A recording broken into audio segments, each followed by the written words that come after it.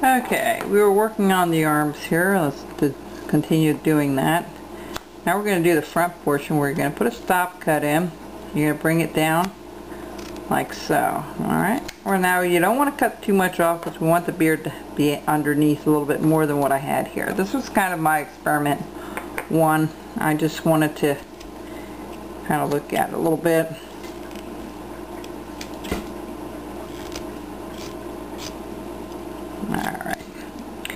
Alright, the other thing we're going to do is we're going to bring this in and bring this around. Just like so. We're going to just bring this in.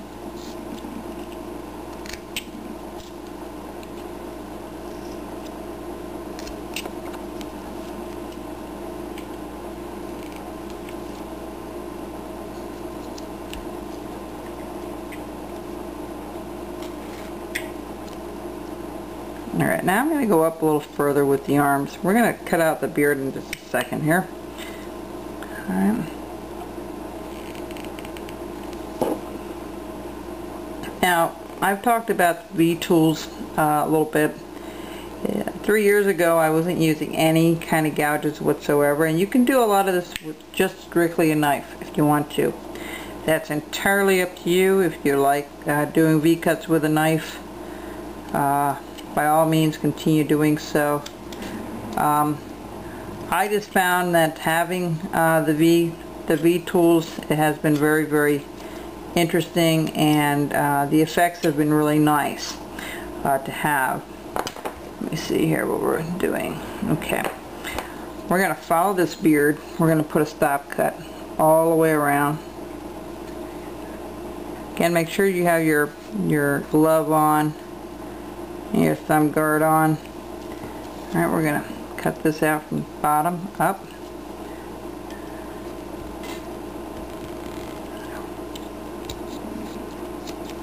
I'm going to make that beard a little bit more pronounced than what I had in the other one.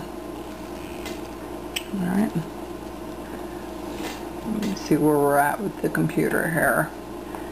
I try to do 3 things at once. I don't know about you, but the older I get, the harder it is to do that for some reason.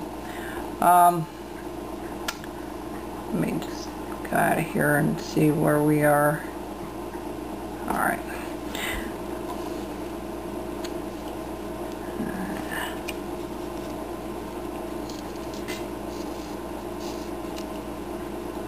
Now that's where you want to cut it out kind of deep. It's right where that and the shoulders come into play underneath that hat. Now that hat's going to be trimmed down a little bit more. All of this will be trimmed down a little bit more.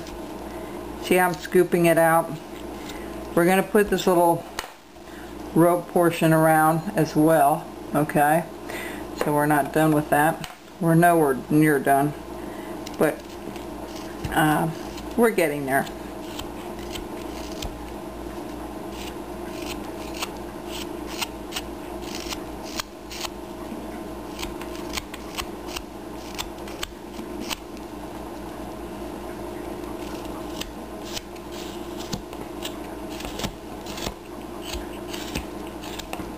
Sometimes I will look at the side, a side profile, and see what it looks like, because when you do things not from a block, you'll be doing it from a side profile, and you'll usually cut this portion out of the block and then work your way inward.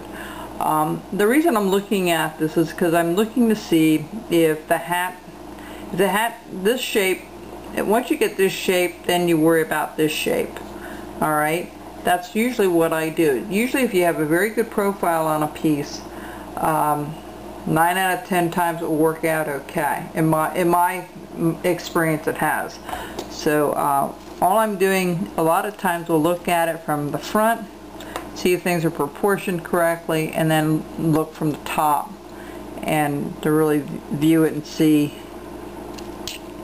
if there's anything I can improve or change.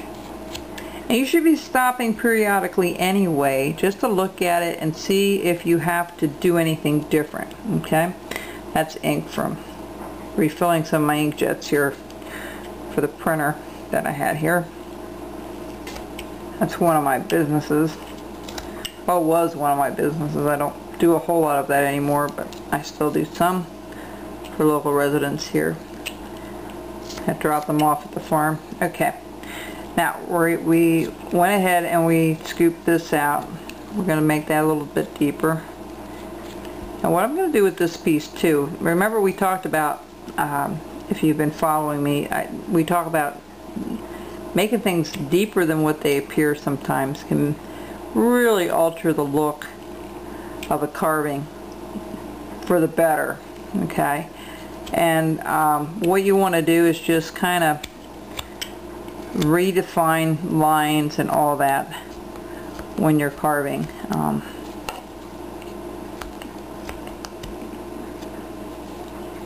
going to cut that off there. We're going to kind of flatten this out here a little bit.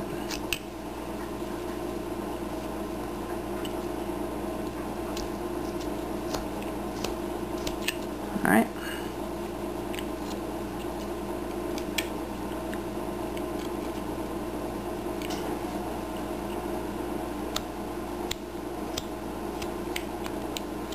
That looks kind of nice. That looks like it's coming along pretty good. So we're going to round off this beard. Now, see what I just did? See how it was starting to tear? I need to turn the knife the other way and bring it down. I could tell as soon as it tugs, it's not going to work out well. We'll redefine all that a little bit later. Okay. Same thing here. You're going to bring this down and round it off a little bit. Now we got to put the cheeks in there yet. So I have my small pencil. I'm going to make the cheeks a little bit bigger than I did on the other. Now you notice I have more of a cheek over here than over there, and that mustache really looks crooked, so let's straighten that up a little bit.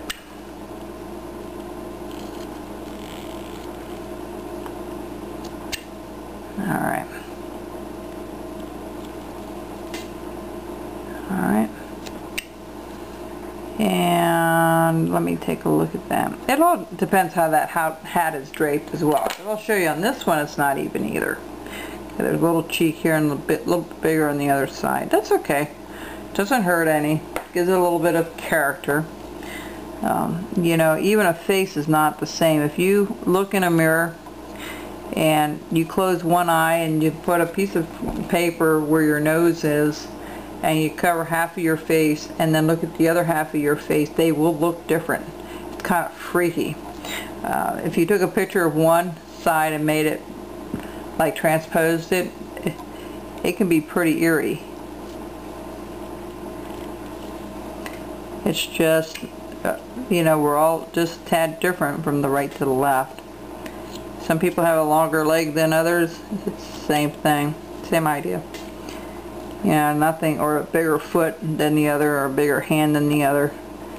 So, but this can be also that the hat's draped a little funny too. So, we're just doing a stop cut, bringing it down from the top.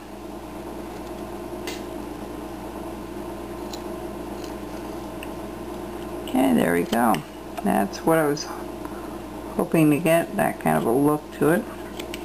I'm going to redefine a little bit of this after I get offline and such, that I can go back over that face before we actually put the beard in with the V-tool. So the face is pretty well complete. We're going to start working on the bottom here, and the next thing we have to figure out is where the feet are going to be sticking out here in the back. So you know how we did our shoes? We're doing the same concept. We're taking this and going up like so, and then back down. Just a little bit of a drape there. Okay.